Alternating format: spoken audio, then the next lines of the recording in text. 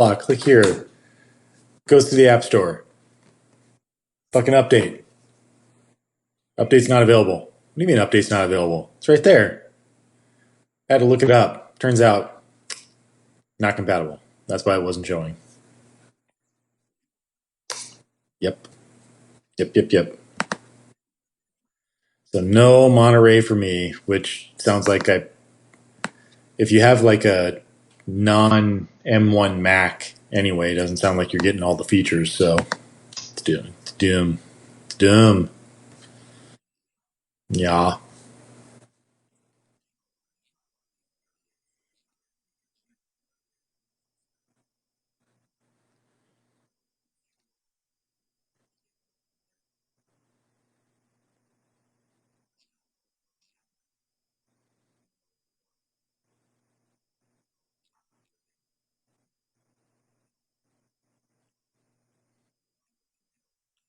Nothing. What up, Cody?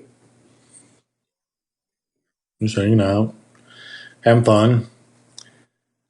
What are we talking about today? I know about Dune. Dune, the movie that we saw last night.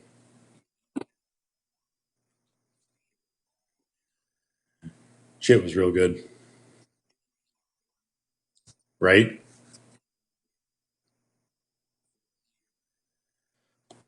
I do like how that they got that out of the way instead of leaving it for like some sort of like after credits thing.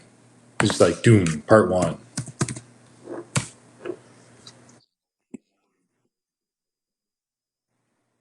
which didn't honestly feel like 2 hours and 36 minutes. So I was super happy.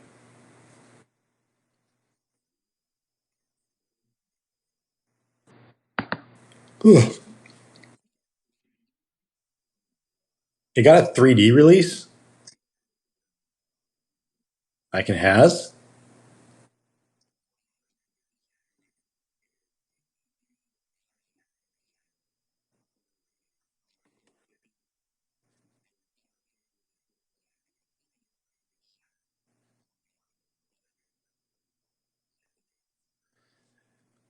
So if I'm correct, and I might not be because I think I read this a long time ago, that 3D is actually still popular over in countries like Europe.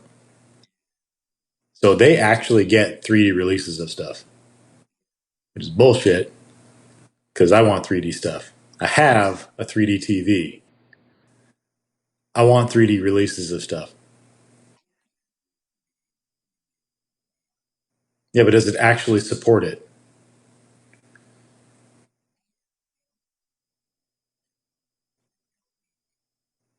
Right. The newer LG, which I'm sure technically could support it too, but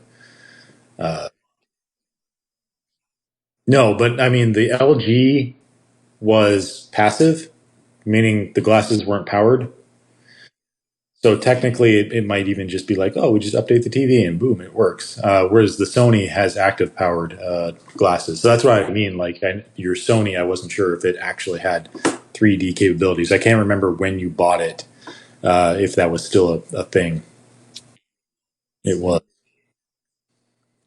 Do you actually have the glasses? Came with four of them. Nice.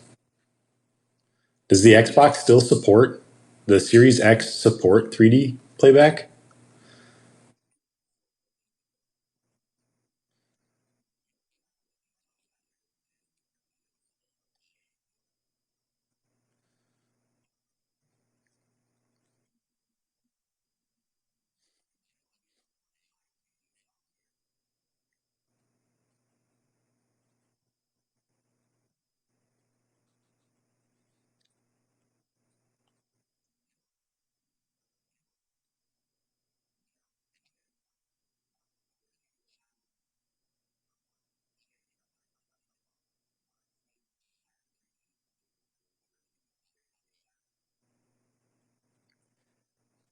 So just another reason not to upgrade to a Series X or Series S, which it doesn't have a disk drive in it anyway. So yeah, Guess I'll be sticking with my 1X for a little bit longer, even though I haven't actually watched a 3D movie in a very long time. But I have them. If I want to, I totally have them. I could quit this podcast right now and go watch Justice League in 3D. I believe I have Justice League in 3D.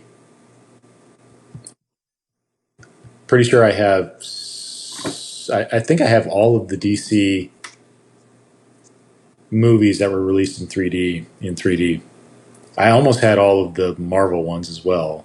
There was a couple I didn't collect, and I still don't know where my copy of Captain America: First Avenger is. Yeah, but the 3D version. Yeah, I did the combo stuff, but I thought that at the same time they sold the non 3D versions as well as a combo, like Blu-ray.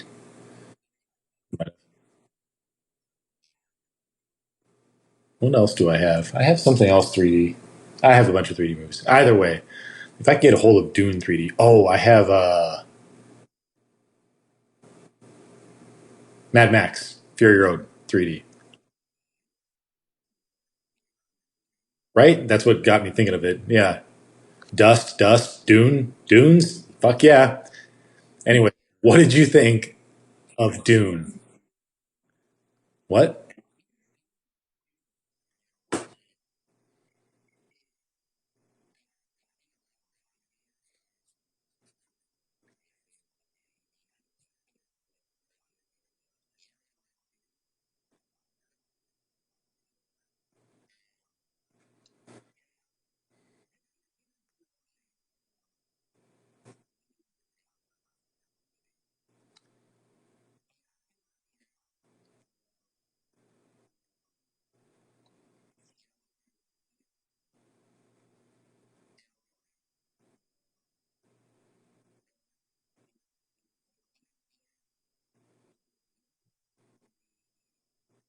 When the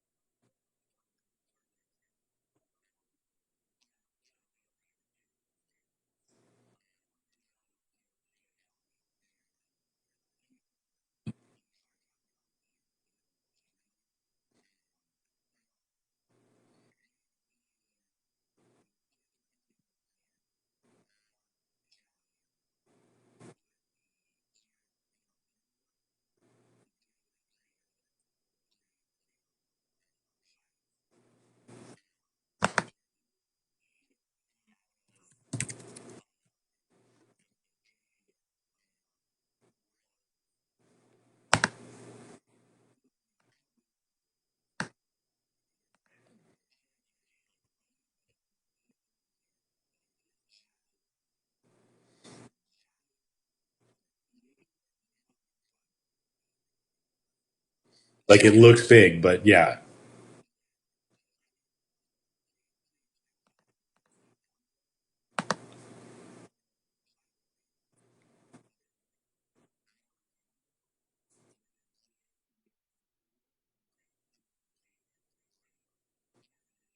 Hmm.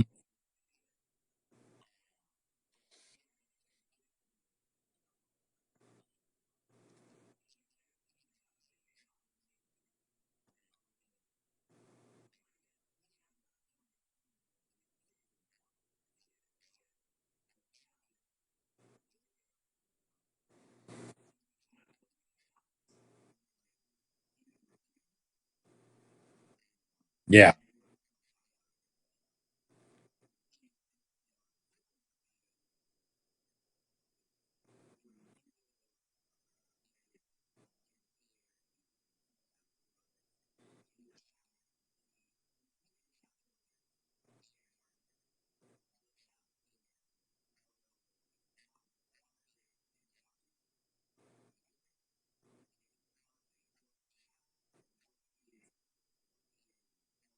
Hmm.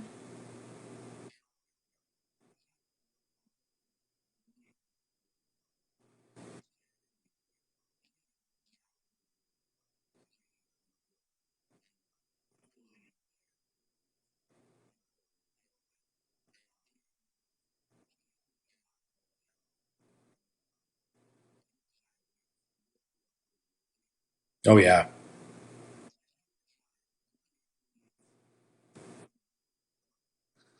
but things did still seem familiar. Hmm.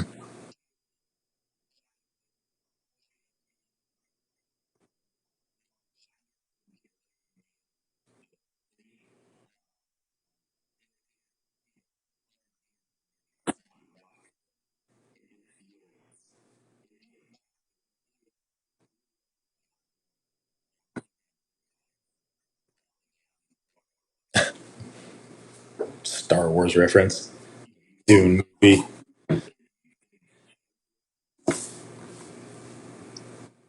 I thought it was to sum everything up. I thought it was actually a really good movie.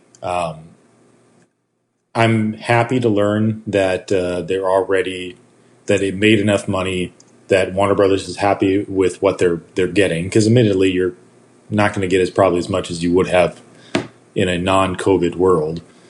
But they're happy enough to move forward with a sequel or part two of it. And I say that because there are times in this movie, and the book was the same way, that it is a hard sci-fi movie. They talk about ornithopters. They talk about uh, galactic empires and stuff like that. And they have some very hardcore science terminology that I can't even think of. Even when I read the book, I was like, well, that's the word. And I just go back. I just keep going beyond it. But it doesn't always do that, which is another thing that I've said about the book before. When I compared this book to other very hard sci-fi books, at least in this book, you have characters that are named Paul. You have characters named Duncan, the very recognizable names for now, instead of having very alien names, which you'd have in some more other sci-fi books, or you would have they still refer to things as knives and stuff like that. But what I love about the visuals here, you have the thing. It's called an ornithopter. It looks like a flying dragonfly, but when the characters actually get into the cockpit of it, it looks kind of just more like a helicopter. Like it has a little bit of different controls with the instead of like a joystick with the weird. I don't even know what you really call them, but I would say like tank controls. I guess like old school World War II tank controls. I don't know if newer tanks have that like two lever system to go to turn the treads and stuff. But it's all very. I can look at it and I can understand it instead of having to look at it and wonder how things work or having to be told how things work.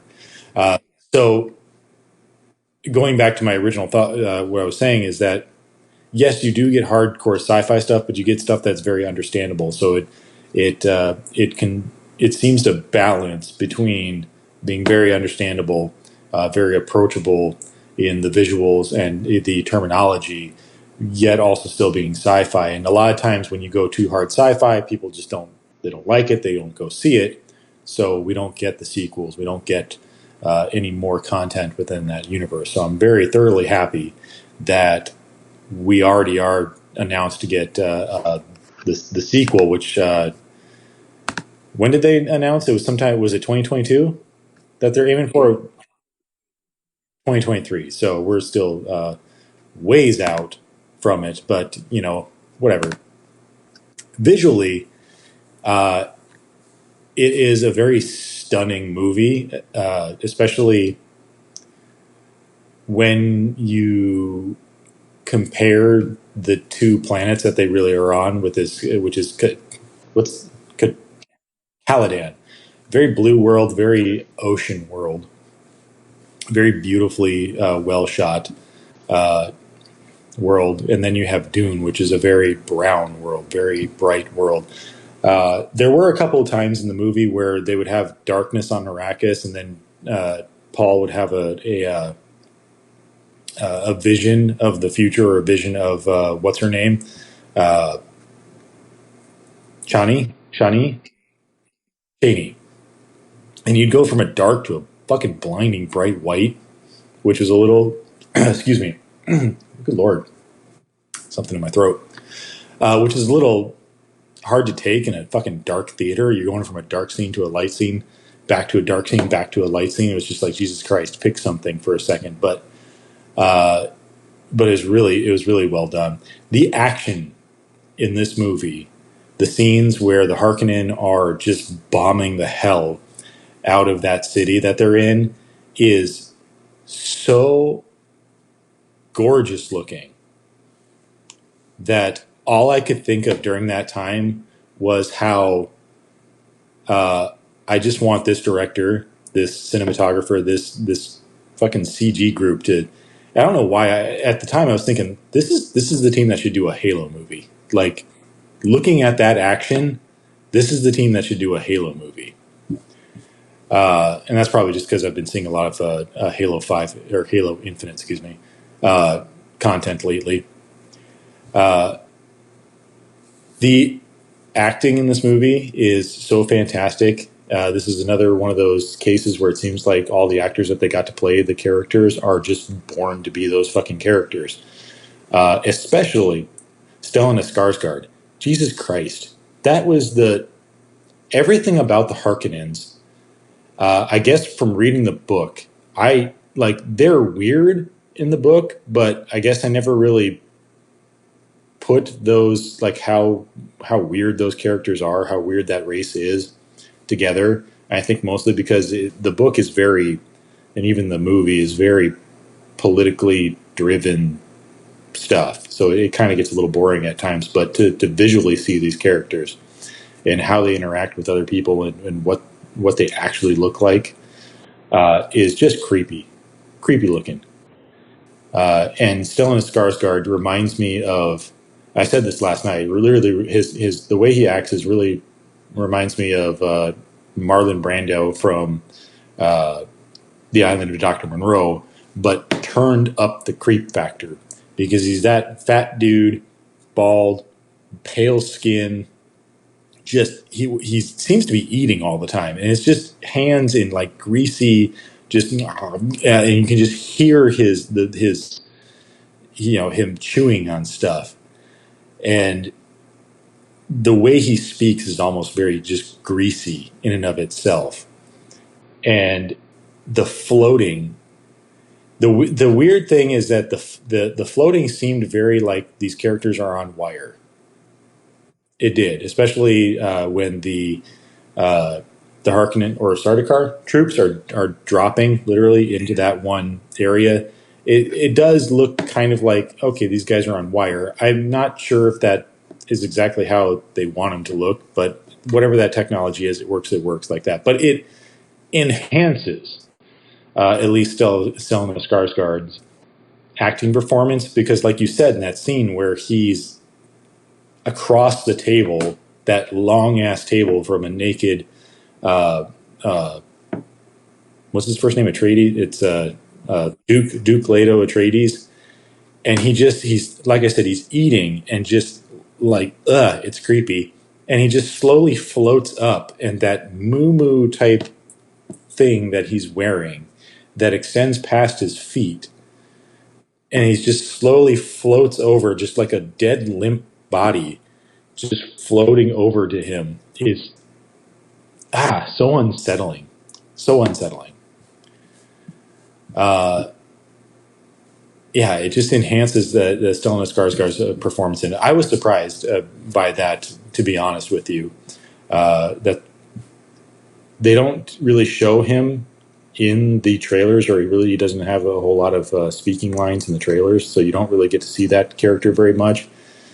So he comes through just so creepy in the actual movie. Yeah, yeah,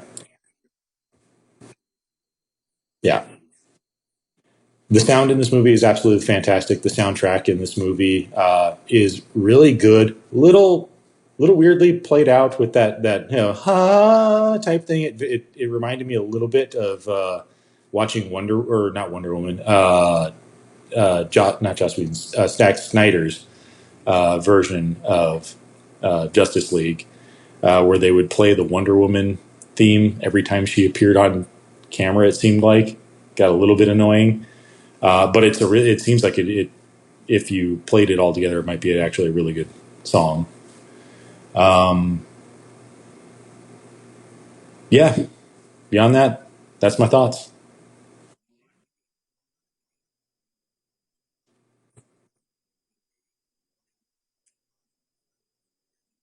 Yes, I would definitely recommend going to see it. Definitely.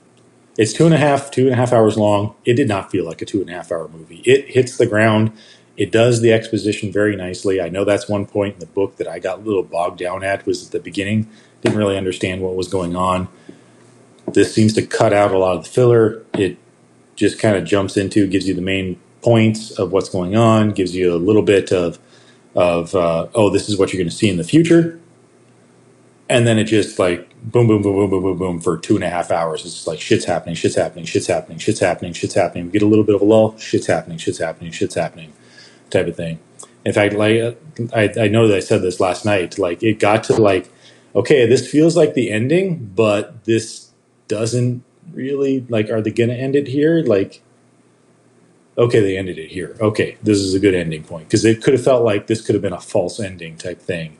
Because I'm not sitting there watching my watch. Like, is this 2.5 hours in? Is this an hour in? I don't know. Like, it could have. It felt like it could have kept going, and I would have been absolutely fine just to let's keep this rolling into part two. Let's just spin her up and let's go. That's how good it was.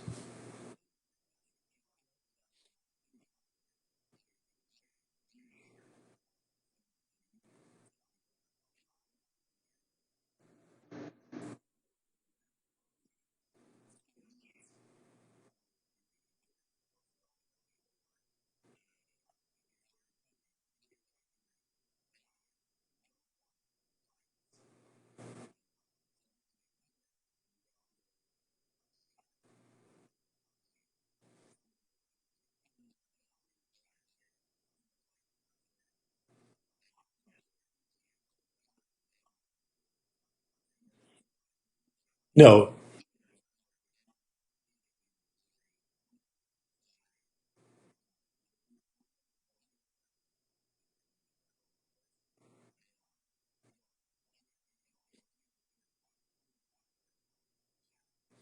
oh, fantastic. So this guy, he's done some stuff that I have seen, and we saw Snow White and the Huntsman, right? That was the one that we saw. Yeah, that was the first one that you saw. And I can definitely say, especially that with and Rogue One, they're absolutely fantastically, just visually stunning movies. So he knows how to do his stuff.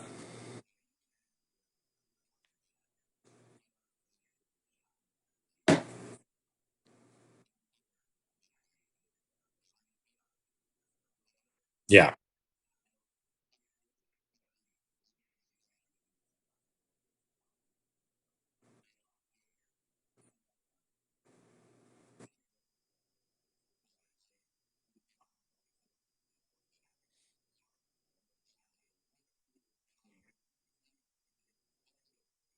Oh, seriously.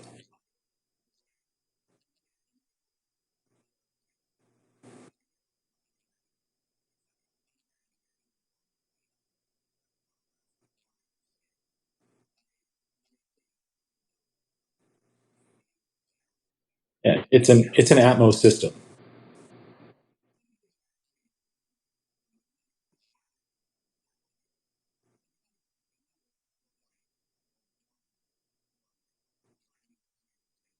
Hmm.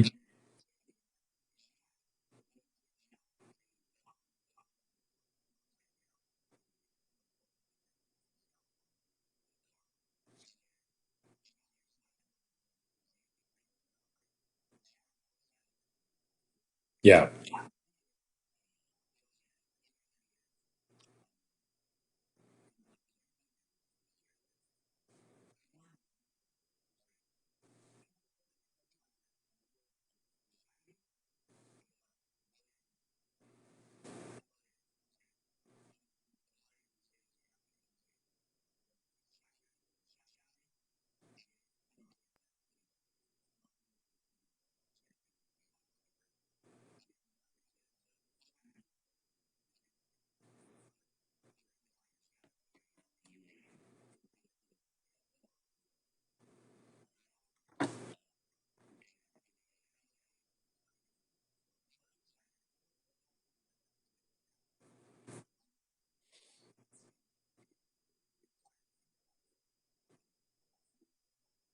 Yeah.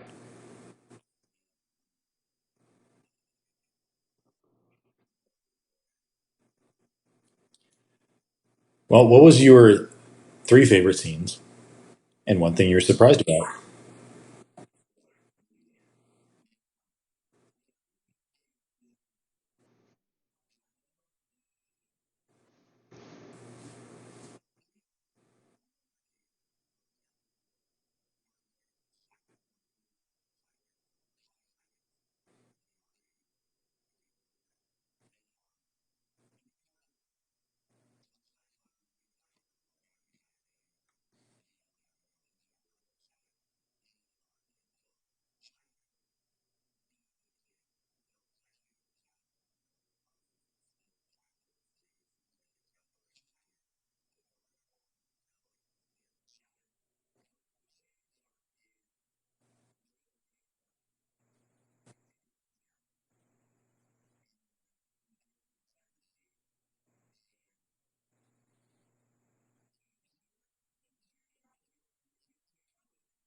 Mm-hmm.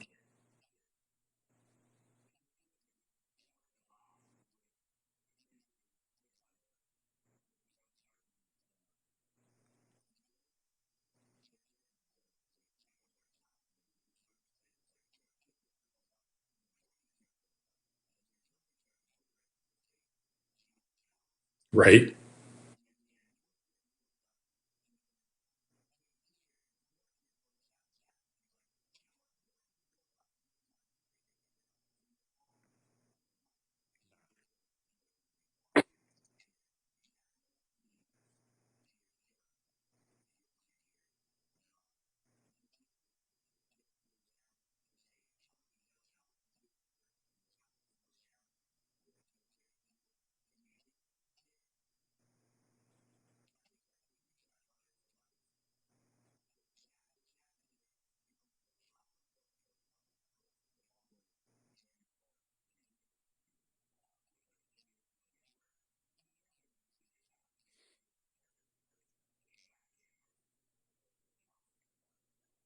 Yeah.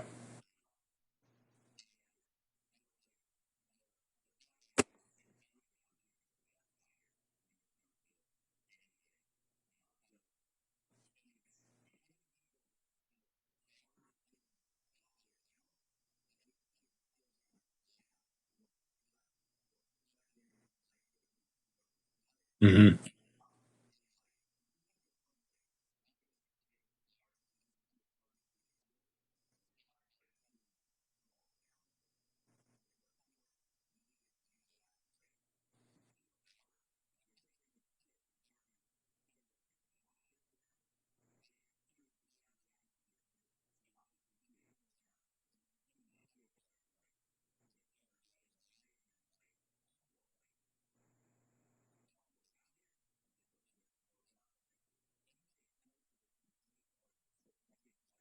Mm-hmm.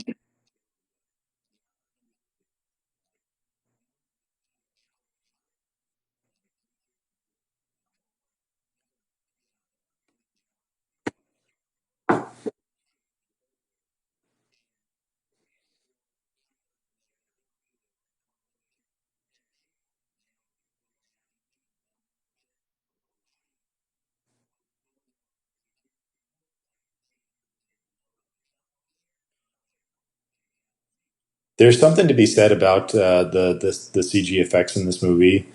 Especially weirdly enough, one thing I kept wondering how they did something is you had those weird like lights that would follow people around, and it gave off such good light and reflections off the characters that it's like, okay, obviously you don't have something floating there. So was this just like a light on a stick type thing, and then they just drew the CG stuff around it, or like what did they do? And there's very many expanding beyond that with the CG. It's like I wonder how much of this was CG and how much of this were practical effects type things. Because some of the stuff, like one of the things that I kept thinking of too was they had the vista scene of as they're flying in for the first time in the ornithopter over the city, and the buildings, especially the palace, look so good that it would make made me wonder, like, is this an actual like miniature that they built, or not, or is this all CG? Yes.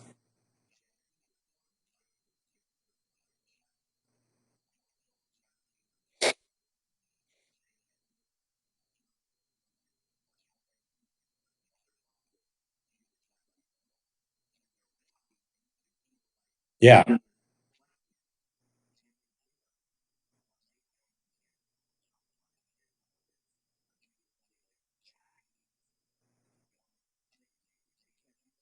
Right.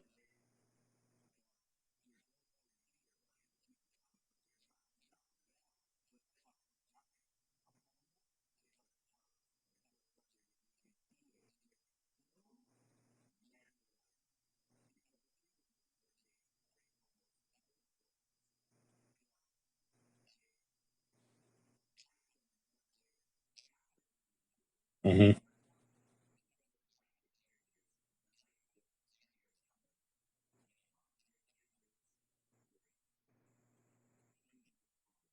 Yeah.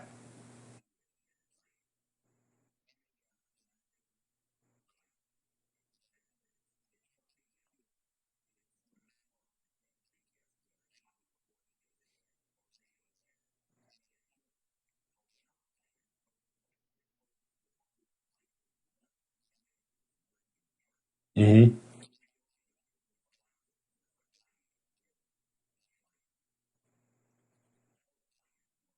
Yeah. Yeah. It's very detailed and it's really good.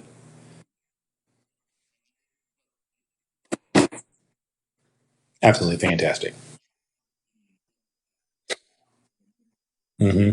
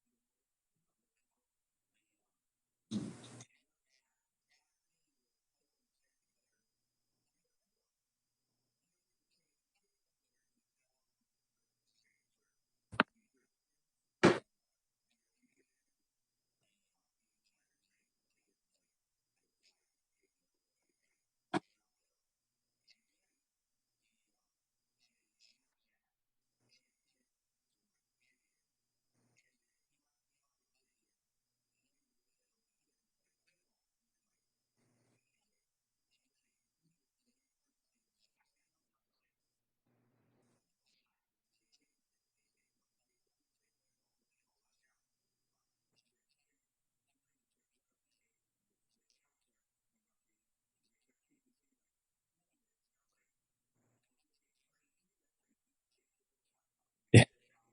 Right.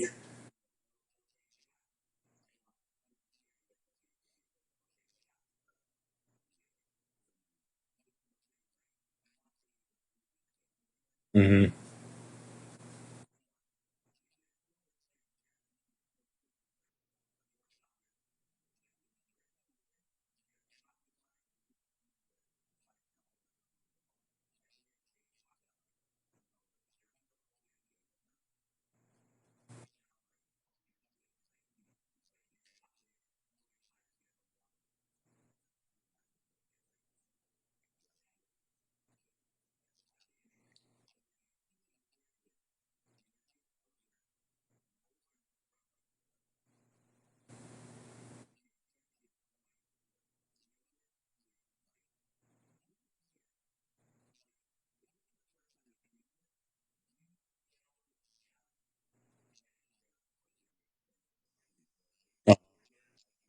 Yeah.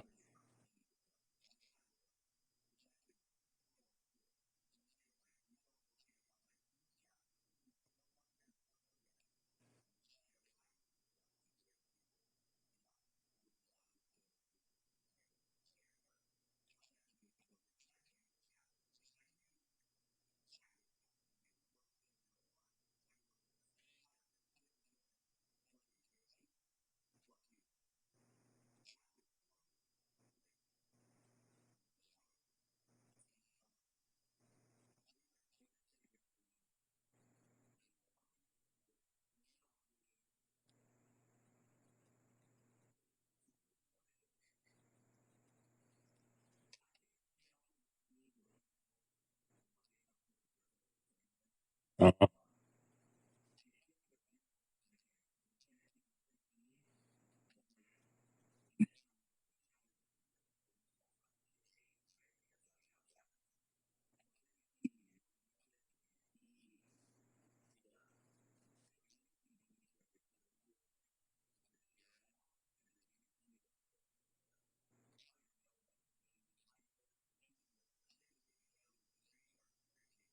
Right.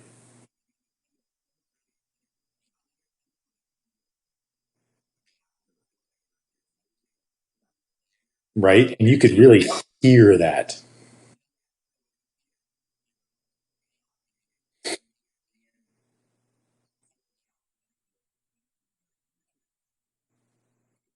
Hmm.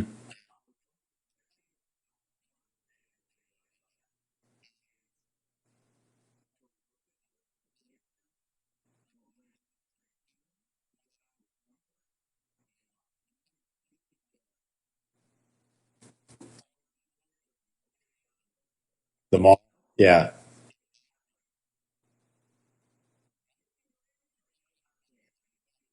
It's very like ridged all around, like goes up and down. Yeah.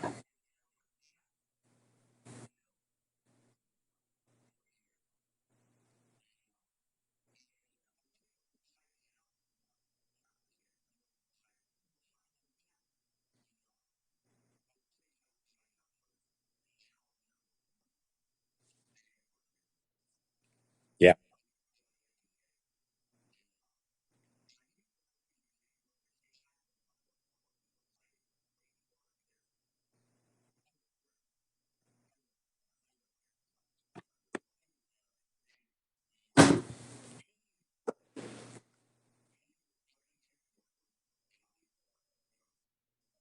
Star Wars.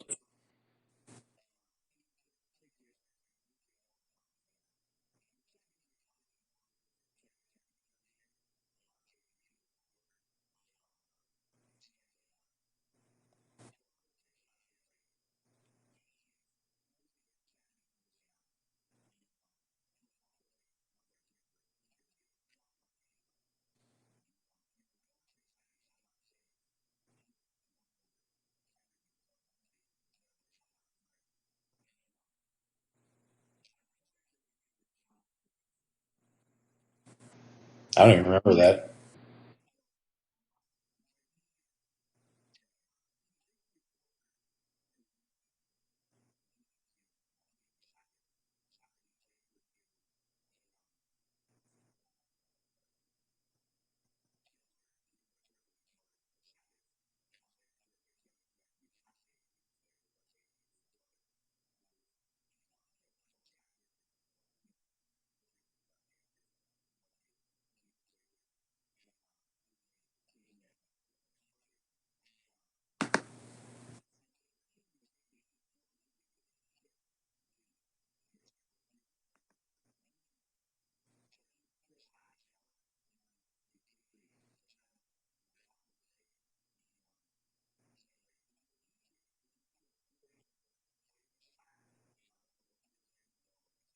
Hmm.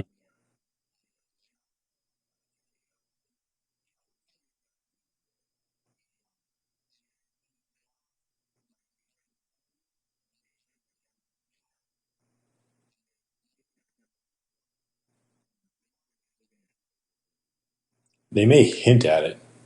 I would.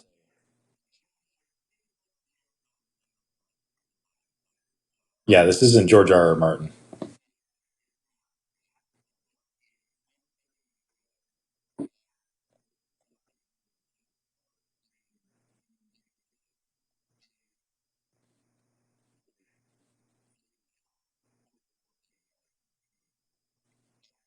Yeah, the Harkonnens are very weird. Yeah.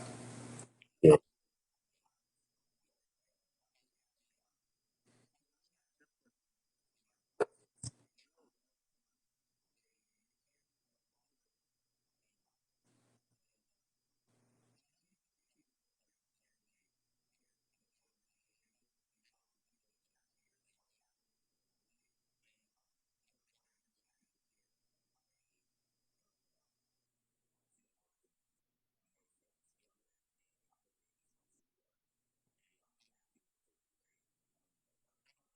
Hmm.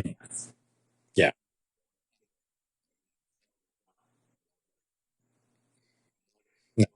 No, yep.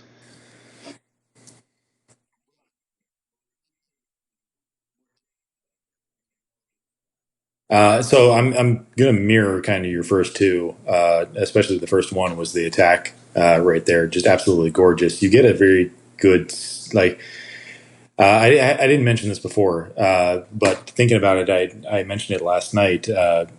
Seen tons of Star Wars movies, seen tons of just space movies in general, and for some reason, watching this movie with all the ships that you had, they had a weird like understanding of scale to them,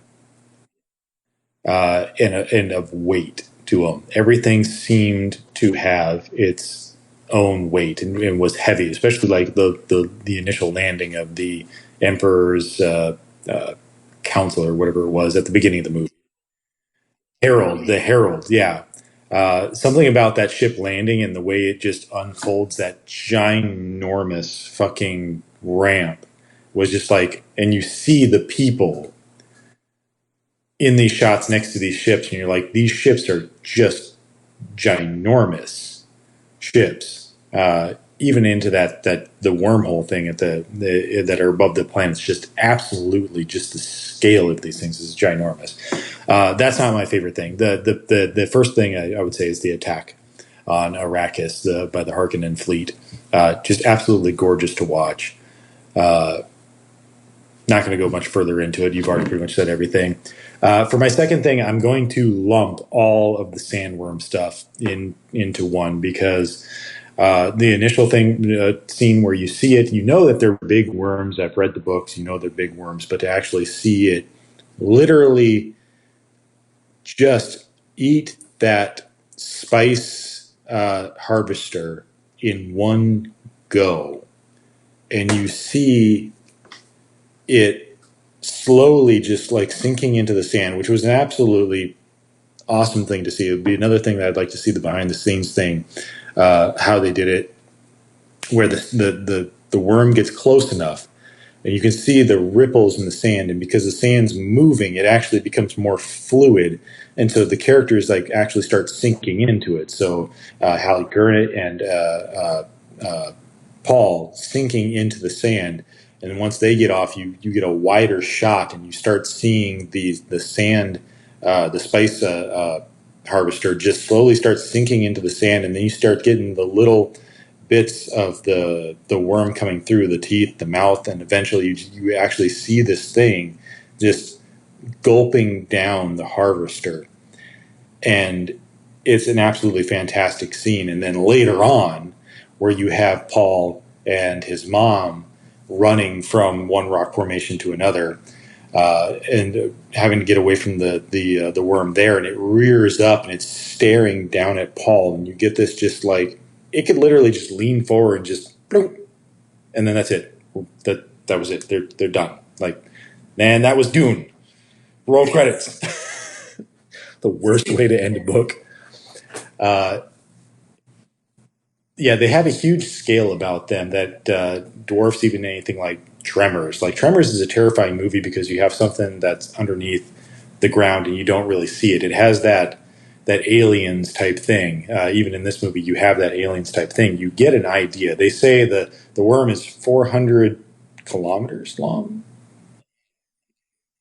It can get up to like 400 kilometers. You know, you have like that scale in your head, even though I know most Americans probably actually don't know that, 400 kilometers is so many miles or feet or whatnot.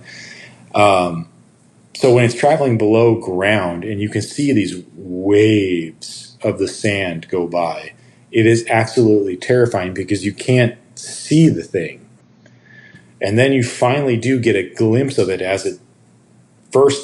the first time you see it as it eats that the spice harvester, and it's absolutely terrifying. And even though you kind of have an idea of what it looks like, the second time that you really see it, it is still absolutely terrifying. And you get an even better look at it. They even pause. They like look around with the camera, and you see just the rows of fucking teeth and that like heartbeat or it gulping down constantly is just absolutely terrifying. And you get the scale because you have Paul just fucking right there on the rock formation, and the fucking, I don't know how much bigger the scale would be of the worm's mouth just right there. And it would have to be absolutely terrifying if those creatures were real. The third thing, the scene that I really liked, I was actually going to initially say the scene where Duncan Idaho dies.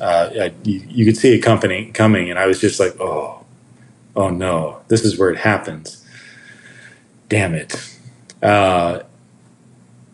But I'd actually have to say the third scene that I was actually really impressed with was the attempted assassination, the first attempted assassination on Paul, where you have that little fucking mosquito type thing. It burrows its way into the wall or through the wall, through the door, and it's just hovering there. And at that point in time, Paul is actually studying up on Arrakis, and he's got that like 3D fucking mini projector going there.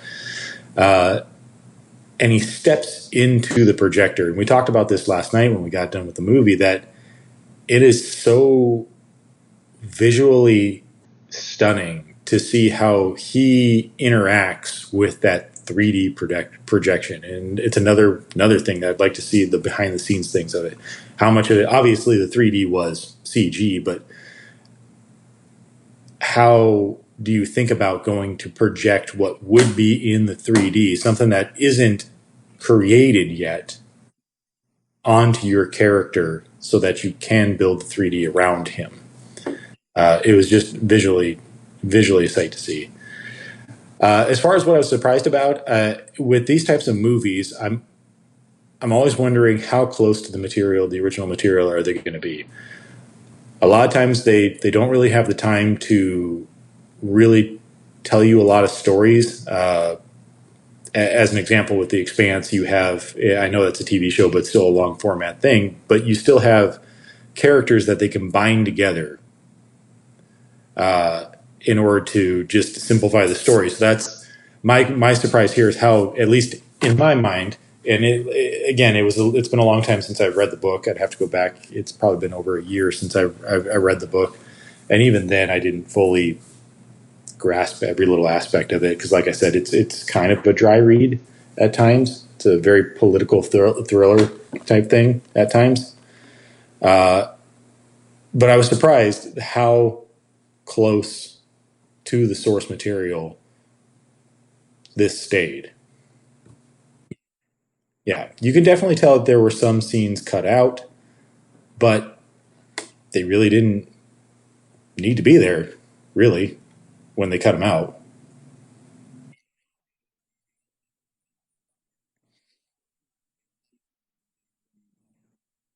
Yeah.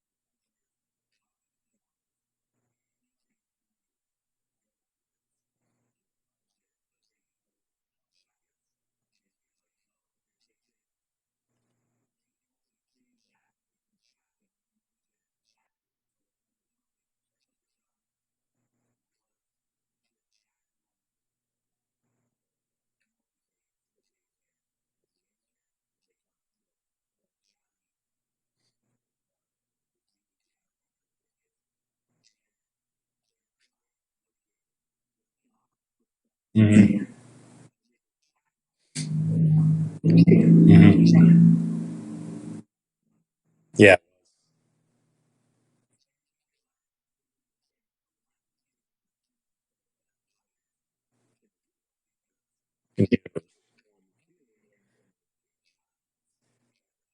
Yeah.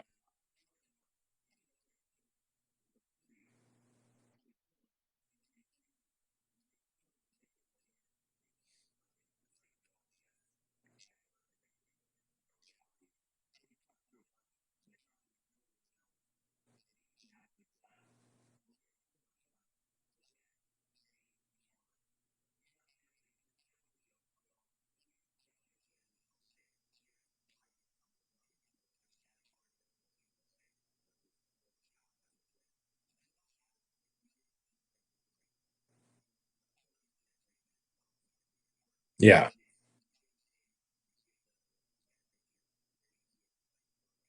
Yeah. Yeah.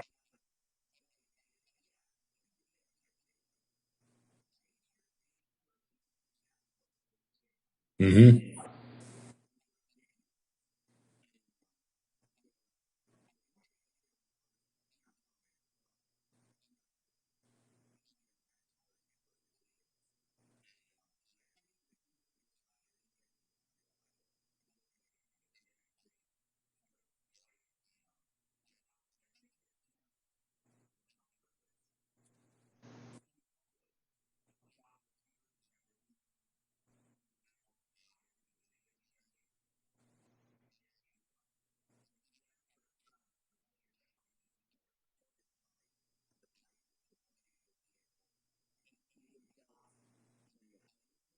Hmm.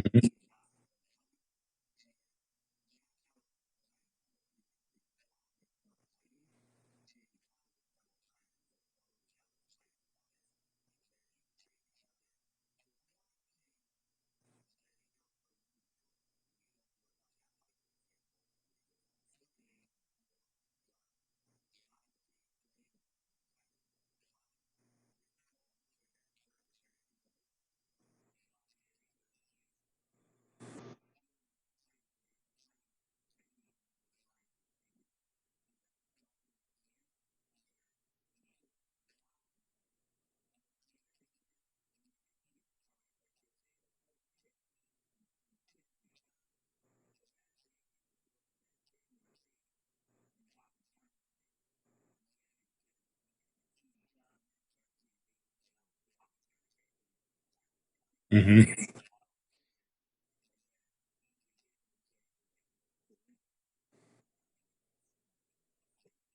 Yeah. It's,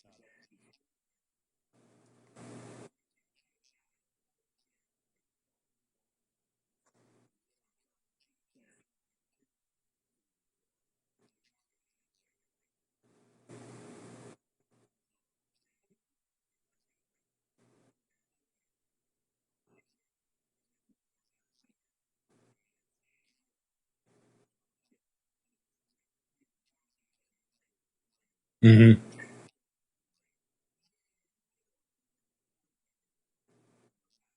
Hmm.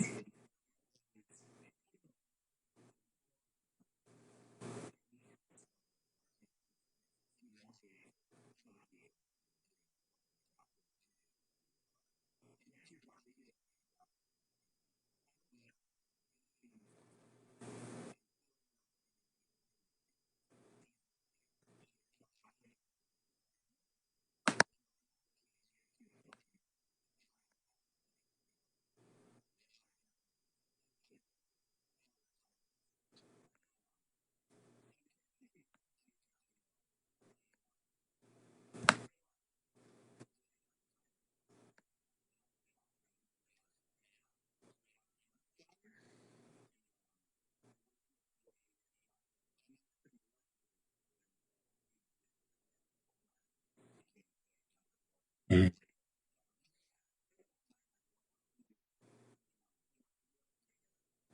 No gaping wounds or anything.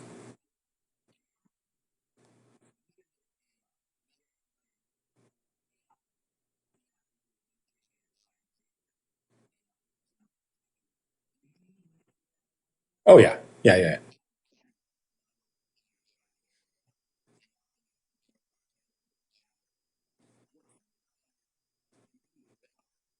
yeah.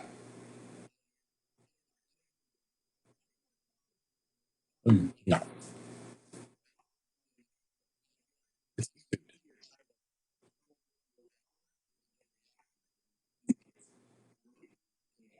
Hmm.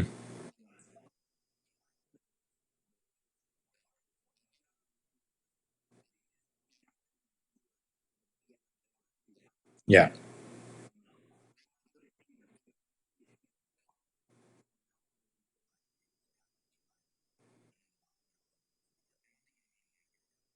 which is pretty cool.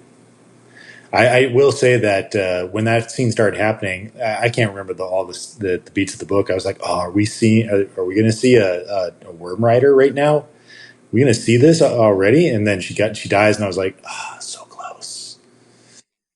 But then we did at the end there. I was like, "Ah, we're going to end this movie without seeing a worm rider." And it just off in the background, they zoom into it, and it's just like whoosh, worm. They're riding the worms, and I was like, "Oh, it's going to be so awesome." Hmm.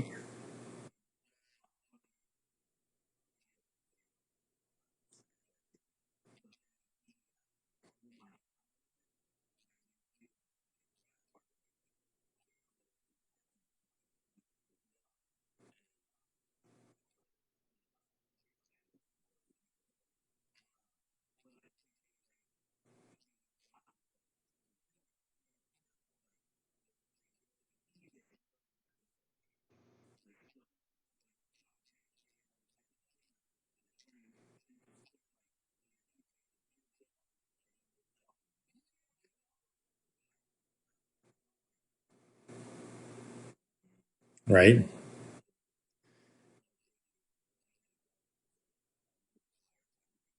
Right.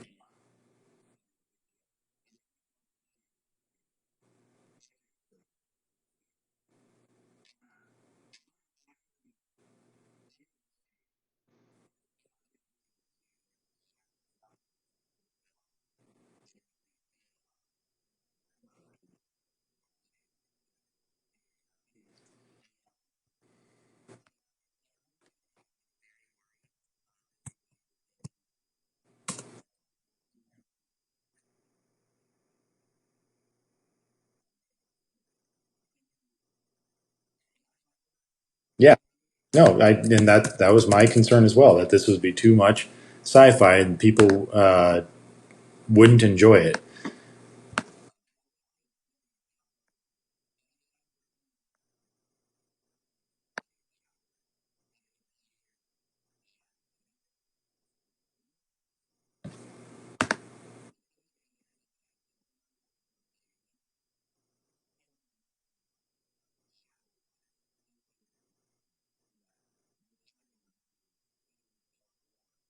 Hmm.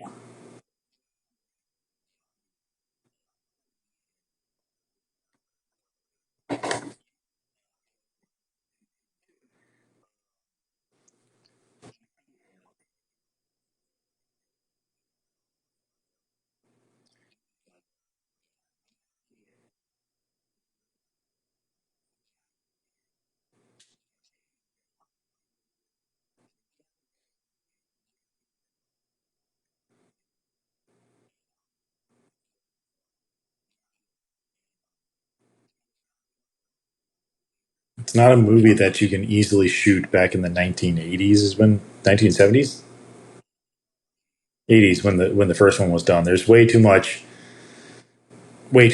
stuff in it, especially to condense it down to one movie. That's where you have to like start really cutting through things, combining characters and whatnot in order to tell a story. Uh, I looked up the Rotten Tomato score right now. Uh, I am very happy to say that it has an 83%. I wish it was a little higher on the tomato meter. 83% with 366 reviews. Audience score is 91% with over 2,500 reviews. So people are really enjoying it. Really enjoying it.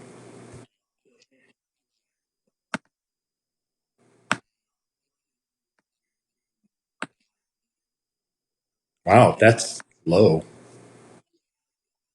That's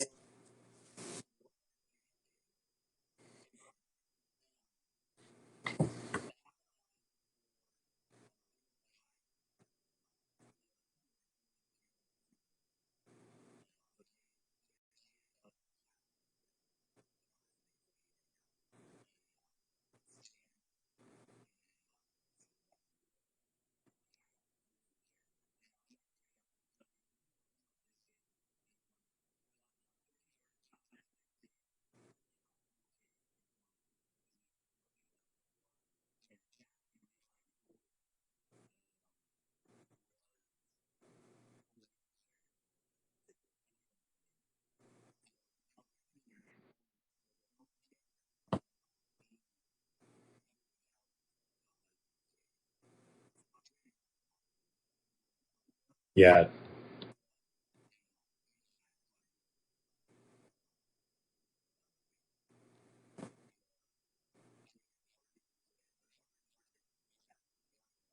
really.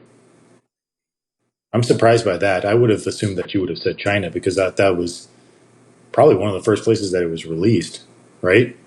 If it says release date.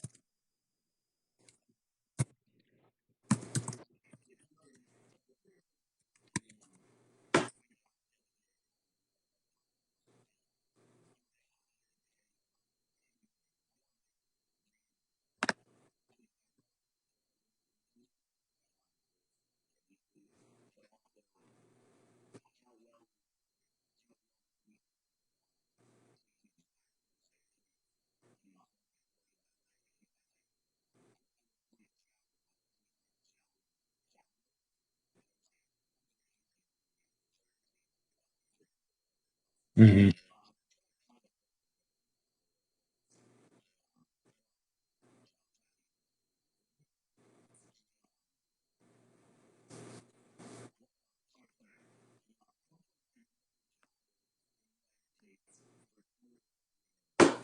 Wow.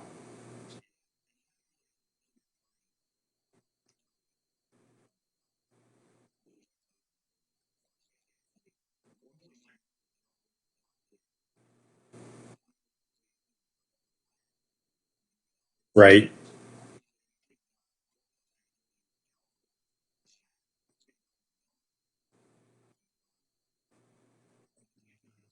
Yeah.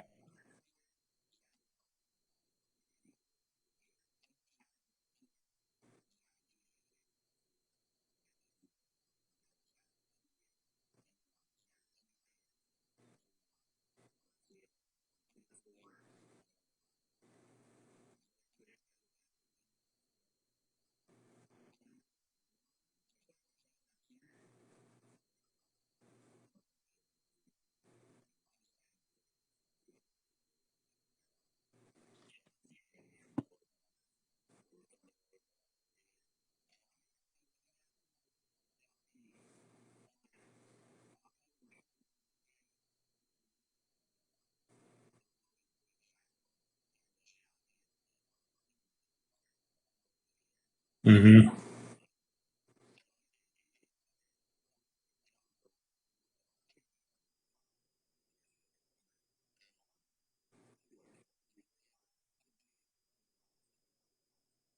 Which still seems very low for this type of movie.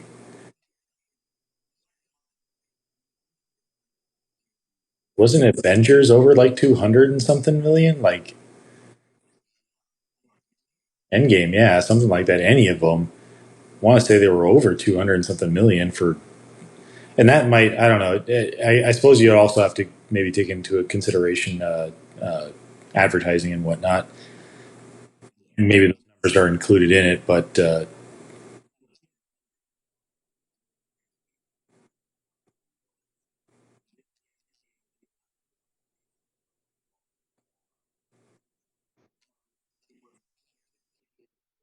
Yeah.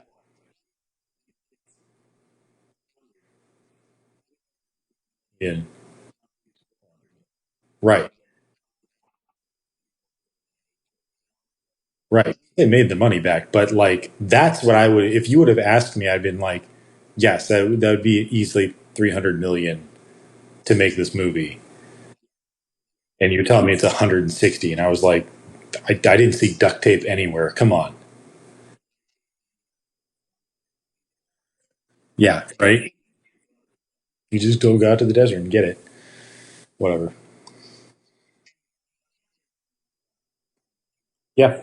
No, that's it.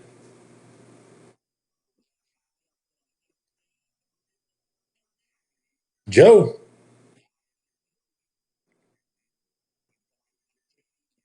Bye.